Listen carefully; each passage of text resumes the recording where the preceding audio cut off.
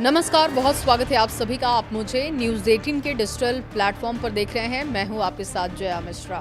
America Israel के साथ Iran के बीच तनाव शुरू हो चुका है और इसी बीच प्रधानमंत्री नरेंद्र मोदी का 25-26 फरवरी 2026 को इजरायल का दौरा होता है। ये कोई साधारण दौरा नहीं था, क्योंकि इसके कई मायने निकाले जा सकते थे, लेकिन पीएम मोदी इस तरह के रिस्क लेने से कभी पीछे नहीं हटते, वो भी तब जब मामला भारत के हितों से जुड़ा हो।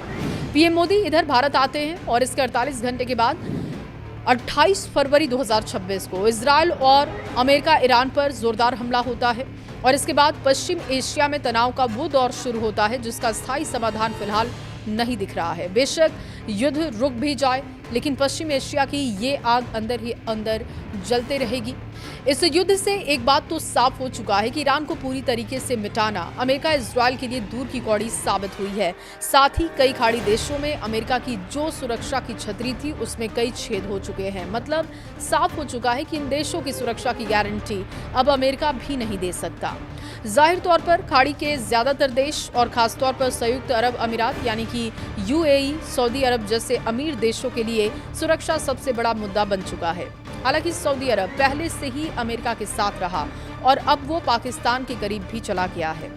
ये ऐसा समीकरण है जो आने वाले समय में भारत के लिए मुसीबत का सबब बन सकता है। यानी खाड़ी में भारत को एक ऐसा सहयोगी चाहिए जो अमेरिका, सऊदी और पाकिस्तान के मोर्चे का काट के तौर पर काम करे। इस काम के लिए यूएई से बेहतर विकल्प भारत के लिए इस वक्त में नहीं हो सकता।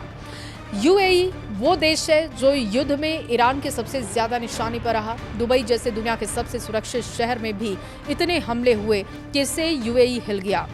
यूएई का सऊदी से पहले ही तनाव चल रहा है और ऐसे में असुरक्षा की भावना यूएई में आ गई है।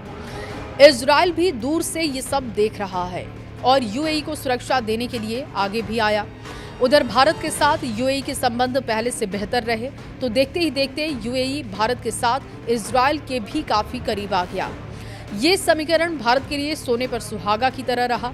पश्चिम एशिया में बढ़ते तनाव की वजह से पूरी दुनिया ऊर्जा संकट से जूझ रहा है और भारत जो अपनी जरूरत के करीब 90% पेट्रोलियम आयात करता है, ऐसे में यूएई से संबंध प्रगाढ़ होने का दूरगामी फायदा भारत को होगा। फायदा तो मिलेगा, लेकिन इस बीच यूएई ओपेक जो कि पेट्रोलियम निर्यातक देशों का संगठन है, बाहर हो जाता है। ओपेक दुनिया का सबसे प्रमुख तेल उत्पादन देशों का संगठन है जो कि वैश्विक स्तर पर कच्चे तेल की कीमतें और आपूर्ति को नियंत्रित करता है। यूएई का ये फैसला भी भारत के लिए फायदेमंद रहा, क्योंकि अब यूएई अपने पेट्रोलियम उत्पादों को अपने हिसाब से बेचने के लिए आजाद है। यानी भारत की ऊर्जा जरूरतों का बड़ा हिस्सा अब यूएई से मिल सकता है। यूएई भी खाने पीने के सामान के अलावा भारत से रिफाइंड पेट्रोलियम उत्पादन भारत से ही करता है और हाल के दिनों में भारत के साथ परमाणु समझौता भी किया, जिससे वो अपने बिजली उत्पादन की क्षमता को बढ़ाएगा। यूएई के साथ संबंधों में नया आयाम देने के लिए तनाव के बीच ये प्रधानमंत्री मोदी का यूएई दौरा और ये दौरा करके पूरी दुनिया को वो बता रहे हैं कि भारत अपने हिसाब से आगे बढ़ेगा। इजरायल और यूएई के बीच अब्राहम समझौते के बाद क्षेत्रीय राजनीति में जो नई संभावनाएं बनी, उससे भारत एक नया आकार दे सकता है। भारत, इजरायल, यूएई के बीच बनते इस मजबूत गठजोड़ को अमेरिका, सऊदी अरब, पाकिस्तान के मजबूत समीकरण के संतुलन के तौर पर देखा जा रहा है। दशकों से पश्चिम एशिया में शक्ति का केंद्र तेल सुरक्षा और अमेरिकी सैन्य प्रभाव के आसपास घूमता रहा, लेकिन अब बदलते हालात में भरोसेमंद साझेदारियां नई प्राथमिकताएं बन चुकी हैं और इसी नई कड़ी में भारत इजरायल यूएई साझेदारी, जिसका असर वैश्विक समीकरण पर पड़ना लाजमी है। पीएम मोदी की विदेश नीति ने भारत पश्चिम एशिया में एक भरोसेमंद और संतुलित शक्ति के रूप में देखा जा रहा है।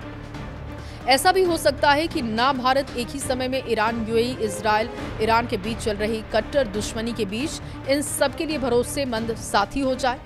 यही बात भारत को दुनिया में किसी देश से अलग बनाकर दिखाती है। प्रधानमंत्री नरेंद्र मोदी 5 देशों के दौरे पर हैं और इस बीच माना जा रहा है कि बड़ी बड़ी डीलिंग पर भारत का फोकस होगा।